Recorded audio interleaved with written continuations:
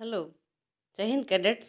To Gujarat girls battalion NCC Rajkot से मैं ANO second officer Dinakshi N Sardara from Santokba Dhodakiya girls school Atkot.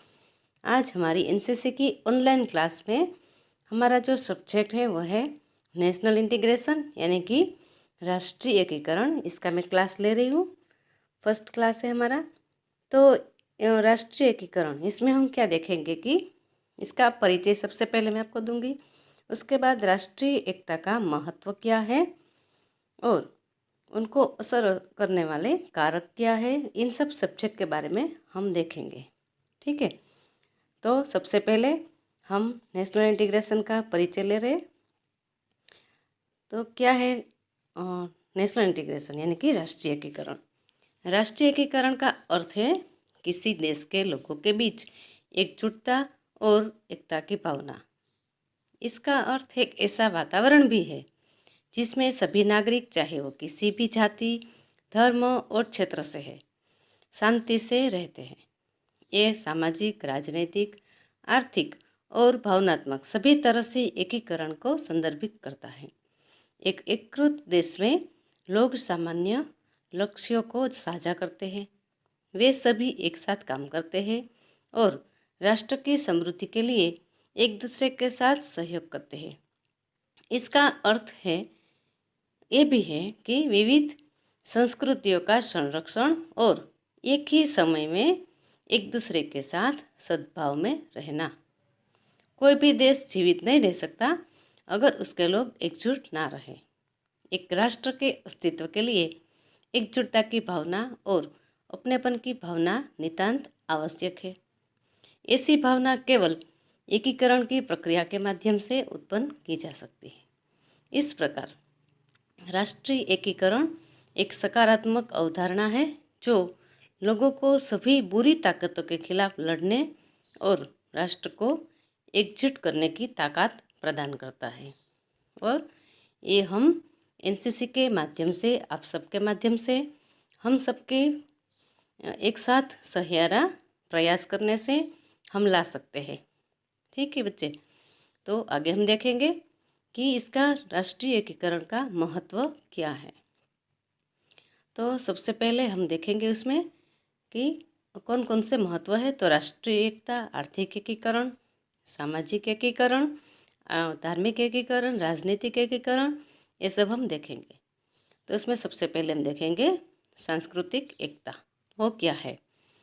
सांस्कृतिक एकीकरण का मतलब है कि हमारी जो संस्कृति है उसकी आदान प्रदान का एक रूप है जिसमें हम समूह अपनी ही संस्कृति की विशेषताओं का त्याग किए बिना दूसरे समूह की मान्यताएं, प्रथाएं और अनुष्ठानों को मानना है।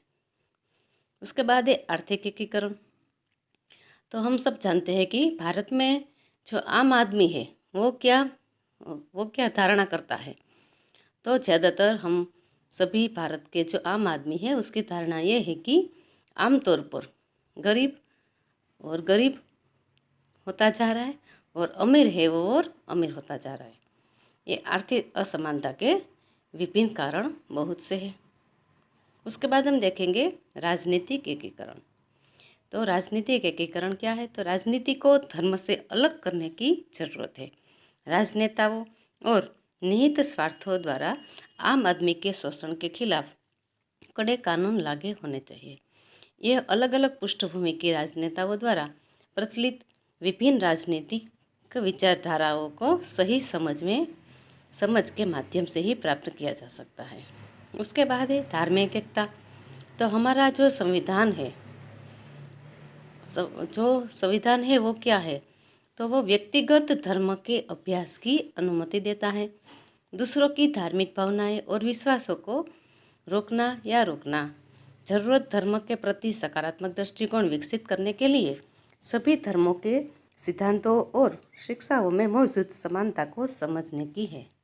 हमारे अपने धर्म और विश्वास की सही समझ और व्याख्या स्वचालित रूप से देश में धार्मिक सद्भाव और सहिष्णुता के लिए एक दूसरे के धर्म के लिए आपसी समझ विकसित करने में मदद करेगी। और लास्ट में जो है वो है सामाजिक एकीकरण।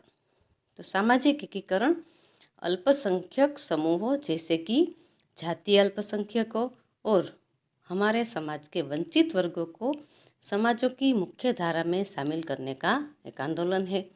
सामाजिक एकीकरण को समाज की स्वीकृत सामान्य भाषा, समाज के कानूनी की स्वीकृति और समाज के मूल्यों के सामान्य सेट को अपनाने में दक्षता की आवश्यकता होती है। हमारा जो संविधान है उसके माध्यम से समान अधिकारों और अवसरों को प्रावधान की गारंटी दी गई है। आप सब लोग जानते हैं, हमारी 9th के सोशल साइंस में संविधान के बारे में आप सब ने पढ़ा है। तो हमारा जो संविधान है भारत का, वो विश्व का सबसे बड़ा संविधान है और जो हमारे बाबा साहेब आम्बेडकर है उसने वो लिखा है। ये हम सब आप सब जानते हैं। उसके बाद हम देखते हैं कि राष्ट्रीय एकता की आवश्यकता क्या है। तो भारत में सहिष्णुता, करुणा और संश्लेषण की विशेषता का एक समृद्ध सांस्कृतिक विरासत है। हमारा जो भारत है वो आज़ादी के बाद हमारे देश ने धर्मनिरपेक्षता और सभी के लिए समान अवसर का विकल्प चुना, लेकिन सांप्रदायिक संगठनों और राजनीतिक दलों की आड़ में निहित स्वार्थी और विभाजनकारी ताकतें भारत की सुरक्षा, एकता और अखंडता को कमजोर करने के लिए फिजूल खर्ची को प्रोत्साहित कर रही है। वे अपने संकीर्ण और तात्कालिक हितों के लिए जातिवाद, सांप्रदायिकता, क्षेत्रवाद, धार्मिक कट्टरता, असहिष्णुता, भाषावाद आदि का शोषण करते हैं और राष्ट्रीय हितों को त्याग करते हैं। इस बढ़ते हुए खतरे से लड़ने के लिए राष्ट्रीय एकता के लिए काम करना प्रत्येक भारतीय का पवित्र कर्तव्य है और ये कर्तव्य हम एनसीसी के माध्यम से, एनसीसी के स्टेज से सबको समझाना है। ठीक है कैडेट्स, आगे हम देखेंगे कि राष्ट्रीय एकीकरण इसलिए निम्नलिखित के माध्यम से किसी भी राष्ट्र के अस्तित्व के लिए एक बुनियादी आवश्यकता है। तो उसके माध्यम कौन कौन से हैं तो वो हम देखेंगे अभी। तो सबसे पहले उसमें है शांति और सद्भाव का रखरखाव। राष्ट्र के लोगों के बीच शांति और सद्भाव केवल एकजुटता और बंधन की भावना के माध्यम से प्राप्त किया जा सकता है। दूसरा है राष्ट्र का विकास और विकास। राष्ट्रीय एकीकरण एक ऐसी प्रक्रिया है जिसे समान रूप से एक राष्ट्र के सभी नागरिकों को समझना चाहिए, जो बाद में राष्ट्र को विकास और विकास को प्राप्त करेगा। आगे हम देखेंगे तीसरा माध्यम क्या है तो लॉ एंड ऑर्डर। समान अधिकारों और अवसरों का प्रावधान प्रचलित कानूनों की उचित जागरूकता के माध्यम से ही सुनिश्चित किया जा सकता है।